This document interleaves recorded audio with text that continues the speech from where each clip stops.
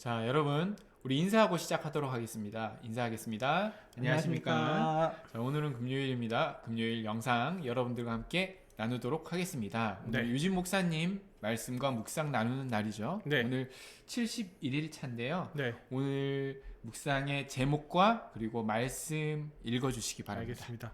오늘은 71일 차인데요. 제목은 이렇게 상처 입은 치유자라고 저희가 정했습니다. 좋습니다. 네, 이거 헬리나 웬 책 제목이기도 한데, 맞아요. 네, 오늘 이렇게 번역되어져 있는 책의 내용이랑도 좀 잘 어울리는 것 같아서 저희가 그렇게 정했고요. 여전히 잠언 말씀입니다. 오늘은 잠언 17장 22절인데요. 네네. 새 번역으로 제가 읽도록 하겠습니다. 좋습니다. 즐거운 마음은 병을 낫게 하지만 근심하는 마음은 뼈를 마르게 한다. 즐거운 마음은 병을 낫게 하지만 네. 근심한 마음은 뼈를 마르게 한다. 맞습니다. 네, 뼈를 마르게 하는 인간들이 몇 명 있는데 좋습니다. 네. 자, 오늘 말씀을 보면서 유진 목사님 그런 얘기를 해요. 그래서 뭐 오늘 말씀과는 조금 다르긴 하지만 즐거운 웃음과 유쾌하게 살아간다고 해서 우리들의 몸과 마음이 건강해지진 않습니다. 실제로는 그래요. 몸이 아프면 어떻게 됩니까? 병원에 가야죠. 그렇죠. 병원에 네. 가야죠. 성경이 여러분들 이렇게 한다고 해가지고 뭐 우리가 뭐 마냥 즐겁게 그렇죠. 산다고 해서 병이 안 걸리냐 이건 아니라는 것이죠. 네. 물론 이렇게 가르치는 이상한 교파들, 이단들도 있어요. 음. 하지만 교회 가르침도 있고요. 뭐 웃으면 복이 와요. 뭐 이렇게 해가지고 웃으면 그렇죠. 음. 긍정의 힘. 긍정의 힘. 네, 뭐 잘 이렇게 해가지고 되는 하는 나. 것도 있지만 사실 이런 거는 엄밀히 말하면 정신승리라고 할 수 있는 거죠. 아픈데 안 아픈 척 하하하하 나 아파 네. 근데 안 아픈 척 정신승리라고 할 수 있죠. 근데 현실은 전혀 그렇지 않은데 정신적으로만 내 삶은 행복해, 감사해, 순탄해 이렇게 신앙적으로 자신의 삶을 바라보는 것도 굉장히 병이 들어있는 거다라고 볼 수 있다라고 하는 형국입니다. 네. 그래서 교회는 이러한 상황들을 정확하게 직시할 필요가 있다라고 이렇게 얘기합니다. 왜냐하면 성경은 우리들의 삶을 너무나 극단적으로도 얘기를 하고 있지는 않지만 네. 또 성경은 또 사람들에게 몸이 힘든데 뭐 힘내십시오. 다 잘 될 거야. 하나님께서 당신의 상황을 지금 어떻게 막 다 건져 주실 거야. 이렇게도 가르치고 있지 않다라고 하는 거예요. 오늘의 본문의 말씀은 이런 의미라는 관점에서 하나님은 우리들에게 영육 간의 어떤 이런 복잡한 관계 속에서 우리들을 창조하셨습니다. 그래서 몸의 통증의 아픔은 몸이 실제로 아프게 되면은 우리들의 마음도 따라서 아프게 됩니다. 네. 그렇기에 몸이 정말 실제적으로 아프신 분들에게 교회는 많은 관심과 실제적인 도움을 줄 수 있어야 된다라고 이렇게 얘기를 해요. 그래서 성경 속에서도 보면 선한 사마리아인이 대표적인 예인데 선한 사마리아인이 그 아픈 사람 지나가면서 아픈 사람에게 어떻게 꼭 나으실 거예요. 걱정하지 마세요. 하면서 지나갔던 게 아니죠. 그렇죠. 그 강도 만난 이웃에게 그 강도 꼭 붙잡힐 거예요. 이러고 지나가진 않았으니까. 맞습니다. 네. 그 자리에 멈춰서서 시간을 떼어서 자신이 가지고 있는 포도주와 여러 가지 약품들을 썼고 그리고 그 사람을 데리고 마을까지 가고. 내려가서 네. 자기가 거기에 대한 치료비도 내고 맞습니다. 그리고 자기가 다시 한번 돌아오겠다라고 급한 일이 있으니까 갔다 오겠다라고 이렇게까지 약속하신 그 선한 사마리아인의 예화를 봐도 성경은 우리들에게 누군가 아픈 사람에게 실제적인 도움을 줄 수 있어야 된다. 이것이 바로 교회의 잊지 말아야 할 참된 모습이다라고 이렇게 가르친다라고 얘기합니다. 그래서 마지막으로 우리들에게 그런 생각을 한번 해보자라고 도전을 줍니다. 누군가의 아픔을 치료한다는 것은 단지 말로만 조언하는 것이 아닙니다. 실제적으로 상처를 치유할 수 있게끔 우리는 무언가를 해줄 수 있어야 됩니다. 그래서 누군가가 육적으로 힘들어하고 있을 때 최선의 방법에 대해서 이야기해주거나 조언하는 것은 물론 좋은 행동입니다만 그 이상으로 우리는 실제적인 어떤 행동, 액션이 취해질 수 있어야 된다고 하는 것이죠. 그래서 왜냐하면 당사자의 고통은 어떤 그런 실제적인 도움 없이는 나아지지가 않기 때문에 그렇습니다. 그래서 우리들의 삶 가운데 혹시 여러분들이 아프셨을 때나 아니면 누군가 아팠을 때 우리들이 실제적으로 도움을 받거나 도움을 준 적이 있습니까? 라고 이렇게 생각해 봅시다 라고 오늘 묵상을 마치게 됩니다. 네. 근데 전도사님 저는요 오늘 말씀이랑 묵상이랑 이게 연관성이 조금 개연성이 없는 것 같은 좀 다른 얘기 같은 네. 느낌이 들어요. 그 저희가 촬영을 하기 위해서 이제 준비를 하잖아요. 이렇게 준비를 하다 보면 전도사님이랑 지금 오늘 전도사님 말씀하셨던 것 같은 분위기와의 이야기를 생각보다 굉장히 자주 하는 것 같습니다. 그러니까 어떻게 보면 이렇게 확 매칭이 되어지는 이야기도 있긴 한데 과연 이게 저자가 무슨 이야기를 하는 걸까 싶은 어떤 이유에서 이렇게 연결 지은 걸까 싶은 그런 때가 자주 있는 것 같아요. 오늘 말씀을 보면은 즐거운 마음은 병을 낫게 한다고 하잖아요. 그리고 네. 근심하면 뼈를 마르게 한다. 즐거운 마음을 가져라. 네. 이 얘기 아닙니까 오늘? 그렇죠. 근데 그 즐거운 마음을 갖는 게 단순하지는 않다. 어. 아무래도 이제 저자가 이제 돌아가셔서 저희가 직접 확인할 수는 없지만 저희가 이제 쭉 체크를 해보면 그 다시 한번 곱씹고 해보면 연결 지을 수 있는 고리가 딱 저 개인적으로 생각할 때 한 군데 있는 것 같아요. 어디입니까? 그래서 이게 몸의 통증이 결국은 우리의 마음과 영혼에 영향을 준다라고 유진 피터슨 목사님이 얘기를 하시는데 요 이야기가 사실은 결국은 몸과 마음이 연결되어 있고 완전히 분리될 수는 없다라고 이야기를 하시는 거잖아요. 실제로 제가 학부 시절을 지나면서 그 수업 시간에 들었던 내용 중에 그런 내용들이 있었어요. 그 정확하게 용어까지는 기억이 나지 않는데 심리적인 질병 중에서 그 대부분 다 이제 외국 사례들이 한국으로 들어오잖아요. 네네. 그러다 보니까 심리적인 질병에서 우리나라 말로 번역을 하게 되면 꾀병이라는 병명을 가지고 있는 병이 있습니다. 꾀병. 근데 왜 이게 꾀병이라는 거냐면 실제로 이 환자가 통증을 호소해요. 실제적인 통증을 호소하는데 어떤 정형외과적으로 물리적인 치료 방법에서의 검사를 해보면 도저히 아무 데도 문제가 없는 거예요. 제가 그런 병이 있었어요. 아 그렇습니까? 네. 그러니까 육체적으로 아무리 검사해봐도 질병이 통증을 유발할 만한 무언가가 없는데 이 사람은 실제로 아프다는 거죠. 그러니까 비슷한 내용으로는 뭐 그런 이야기 있어요. 사고가 나서 신체 일부가 잘렸는데 그래서 잘려서 없어졌는데 그 원래 있던 자리에 통증을 느끼는 사람들도 있거든요. 네네. 그거랑 조금 다른 이야기이긴 하지만 실제로 그렇게 마음의 질병들이 육체적인 증상을 나타내기도 하는 면이 있다 보니까 지금 즐거운 마음이 병을 낳게 된다라는 그 잠언의 말씀이 결국은 그 육체적인 어떤 필요와도 밀접하게 관계가 있는 거다. 그러니까 즐거운 마음이 병을 낫게 하는 것도 맞지만 이 즐거운 마음을 얻게 하기 위해서는 선한 사마리아인이 했던 것처럼 우리들의 필요를 채워주는 일들도 꼭 반드시 필요한 거다. 그냥 뭐 그런 거죠.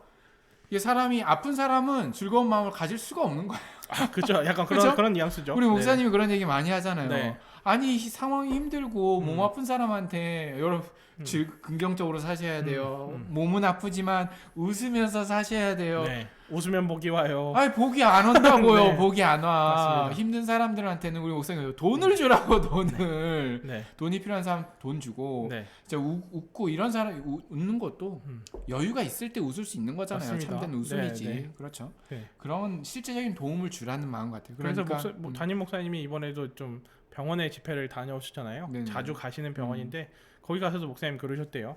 의사 선생님들 기도는 응답이 다 되지 않냐고. 왜냐면 가지고 있는 수단으로 얼마든지 응답을 만들어낼 그렇죠. 수 있으니까. 네. 그러니까 약간 그런 뉘앙스의 묵상을 하신 것 같아요. 그래서 저는 이제 보면서 들었던 생각이 마지막 문장이 누군가 힘들어할 때 그리고 또는 우리가 아팠을 때 네. 실제적으로 도움을 주거나 받은 기억이 있나요? 라는 문장을 보면서 저희들이 머리를 맞대고 이제 박 전도사님이랑 저랑 우리가 힘들거나 아팠을 때 우리의 그 힘듦과 아픔을 이겨낼 만한 어떤 도움의 순간들이 무엇이 있었나 이렇게 생각을 해봤는데 이게 단시간 내에 만들어내기가 생각해내기가 쉽지 않더라고요.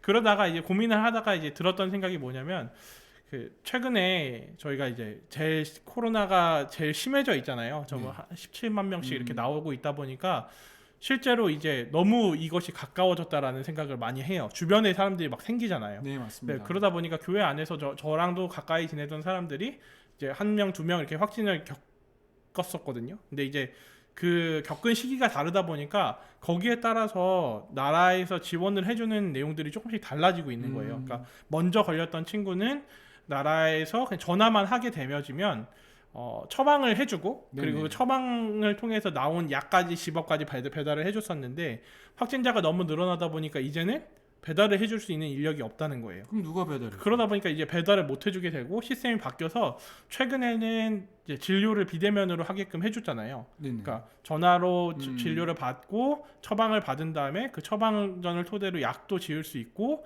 그리고 그 처방전 받은 약을 복용을 해서 몸을 관리할 수 있게 해주는데 그 최근에 교회의 형님이 글을 쓰신 내용 안에를 보게 되어지면 그런 부분들이 사실은 굉장히 잘 준비가 되어 있고 잘 되어 있긴 하지만 이 도움을 요청할 수 없는 사람들일 경우에는 되게 어려운 상황이 되는 거다라는 제가 생각할 나 같은 사람들.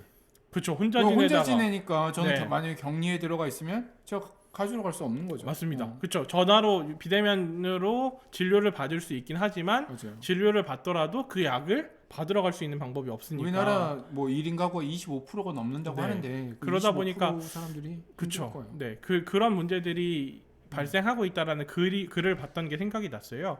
이제 그러면서 들었던 생각이 우리가 예수 믿는 저희들이 우리 주변 사람들한테 그런 도움을 줄 수 있는 사람이었으면 좋겠다라는 생각이 좀 들었습니다. 진짜 간절히 필요한 일이고 또 어렵지 않게 도움을 줄 수 있는 문제인 거잖아요. 우리의 실제로 그렇게 드리고. 도움 주신 적 있지 않습니까? 요청이 와서 해준 적이 있긴 합니다. 근데 이제 어쨌든 이제 이게 우리 네. 얘기를 하다가 자기 입으로 얘기를 도저히 못 하겠다는 그렇죠. 거예요. 좀 민망하잖아요. 제가 저희가 옆에서 일단은. 얘기해 드리는 거예요. 그래서 이제 근데 이제 그런 상황들을 마주하게 될 때마다 좀 가슴이 좀 아팠던 거는 부탁을 하시는 분들이 되게 미안해하세요. 맞아요. 네네. 근데 이제 사실 이제 미안해하지 않아도 된다라고 말씀드리고 그냥 저희가 마땅히 할 수 있는 일이고 어렵지 않게 할 수 있는 일이니까 언제든지 말씀을 해달라라고 이야기를 하고 있는 편인데 저희들에게 연락을 주시면 일산 고양시에 거주하시는 분들은 제가 최선을 다해서 도움을 드리도록 하겠고 영등포 제가 가겠습니다. 서울 영등포 주변에 좋습니다. 계신 분들 혹시 필요하시다면 저희한테 연락 주시면 네. 저희가 어렵지 않게 할 수 있는 일들이니까 했으면 좋겠고 그리고 우리 행신 가족들이 우리 주변의 사람들한테 이런 도움이 필요한 사람들한테 실제적인 도움을 줄 수 있으면 참 좋지 않을까 하는 생각을 오늘 묵상을 하게 되면서 좀 했던 것 같습니다. 그래서 제가 이제 이 얘기를 들으면서 들었던 생각이 네. 와 이게 누군가에게 도움을 요청하는 게 힘든 사회가 돼버린 것 같아요. 그렇죠? 내가 누군가에게 도움을 요청하면 굉장히 민폐인 것 같고 상대방 생각한다고 하지만 이게 또 어느 한편에 보면은 요즘 사회가 너무나 개인화되었기 때문에 그렇죠. 뭐 공동체 우리 교회 공동체 아무리 부르짖지만 사실 그런 도움 하나 부탁하는 게 힘들 정도로 우리들의 뭐 이게 우리들의 현 주소가 아닌가라는 생각을 해요. 어떻게 보면 또 기브앤테이크가 너무 점점 더 당연해지는 사회가 되고 있다라고 느껴지는 게 담임 목사님이 종종 하시는 말씀인데 그 지호한테 목사님께서 이제 그런 이야기를 많이 하셨다고 해요. 너 주변에 있는 사람들한테 많이 베풀어라. 그러니까 밥을 얻어 먹을 거면 적어도 3번 4번 사주고 1번 얻어 먹어라. 뭐 이런 이야기를 주로 하셨는데 지호가 목사님의 그런 이야기를 들을 때마다 던지는 메시지는 아빠 우리들은 그런 게 없어. 그러니까 누군가 이렇게 쏘고 하는 문화 자체가 아예 없다고 이제 이야기할 정도로 각자 그냥 더치페이 하는 게 너무 당연하고 너무 아무렇지도 않고 그게 하나도 이상하지 않은 그런 문화가 되어 있기도 한 것 같아요. 그런 맥락에서도 전도사님 말씀하셨던 것도 누군가에게 도움을 요청하는 게 자칫 잘못하면 신세를 지게 되어지는 것처럼 맞아요. 그렇게 인식을 많이 하게 되어지는 것 같은데 사실은 이제 저는 개인적으로 생각할 때 성경적인 가치는 그렇게 도움을 요청하는 것들 그리고 누군가를 도와줄 수 있는 그런 모습들이 사실은 도움을 받는 사람한테도 유익이긴 하지만 도움을 주는 사람한테도 사실은 되게 큰 유익이라고 저는 생각을 하거든요. 왜냐하면 사랑은 항상 받는 것보다 주는 게 훨씬 크다고 이야기를 하고 있기 때문이죠. 저는 이제 그 얘기 들으니까 오늘 제목이죠. 상처 입은 치유자. 네. 이 말이 떠오릅니다. 사실 누군가에게 도움을 기꺼이 베풀 수 있는 사람은 분명히 그 사람은 100% 누군가의 도움을 받은 사람이에요. 맞습니다. 네, 맞아요. 제가 그런 얘기도 좀 했지만 저 유학 생활하면서 많은 유학 저가 도움을 많이 받았었습니다. 여기저기서 처음 갈 땐 뭐 차도 없고 아무것도 없는데 뭐 태워다 주고 은행도 데려가주고 마트도 가려면 1시간씩 가야 돼요. 마트도 가야 되고 그러니까 모든 것들에 있어 도움을 많이 줬어요. 그죠? 많은 분들이 기억이 남고 도움을 받았지만 그분들 중에 제가 한번 물어봤어요. 나한테 왜 이렇게 잘해주냐고. 난 줄 게 없어요. 줄게. 난 이 학교 졸업해도 목회 잘 거 뭐 그렇게 큰 돈 벌 것 같지는 않고 줄 게 없는데 왜 이렇게 너무 작은 거부터 큰 도움까지 왜 이렇게 주냐라고 하니까 이제 그분이 저한테 그런 얘기를 했었어요. 모든 유학생들이 처음에 오면은 낯선 땅에서 힘이 든다. 혼자 할 수 있는 것들이 하나도 없다라는 걸 경험하게 되고, 그리고 자기 또한 자기 누군가에게 다 도움을 받았다. 그러면서 저한테 그런 얘기를 했어요. 네가 그렇게 도움 다 받은 거 나한테 하나도 안 갚아도 되고 다음에 누군가 너가 그 도움이 필요한 사람이 보이면 그 사람은 그 유학생 후배라든가 아니면 누군가에게 또 베풀어주면 된다. 그렇게 물려받으면 된다라고 이런 얘기를 했습니다. 그러니까 상처 입은 치유자도 자신이 상처 입었기 때문에 누군가의 아픔을 알고 공감하고 할 수 있는 것 같아요. 상처가 없는데 치유자가 될 수가 없는 거죠. 내가 그 사람의 아픔을 미리 알고 도움도 받았기에 누군가를 치료해 줄 수 있듯이 여러분들 누군가에게 도움을 청하고 도움을 준다라는 건 굉장히 좀 아름다운 과정인 것 같고요. 맞습니다. 공동체로서 반드시 해야 되는 그런 모습인 것 같습니다. 맞습니다. 선생님 말씀 들으니까 누군가에게 도움을 주기 위해서 도움을 요청하십시오. 맞아요. 그리고 여러분들도 우리 생각해보면 분명히 여기저기서 많이 도움을 받았을 겁니다. 그런 도움 생각하시면서 혹시 내가 도움을 줘야 되는 사람이 없나 생각하시면서 실제적으로 도움을 줄 수 있는 그런 행복한 주말이 되셨으면 합니다. 오늘 영상 여기까지 할까요? 여러분 감사합니다.